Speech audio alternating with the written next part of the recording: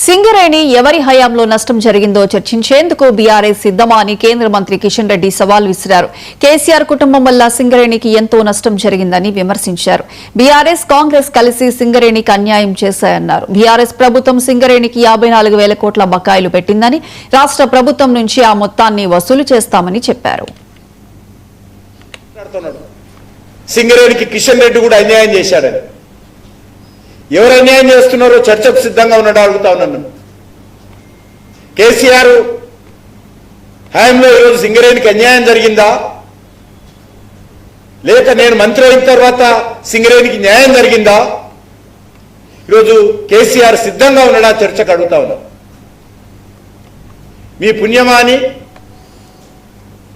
మీ కుటుంబం పుణ్యమా అని సింగరేణి అప్పుల పాలై ఆర్థికంగా దివాలా తీసేటువంటి పరిస్థితికి వచ్చింది ఈరోజు.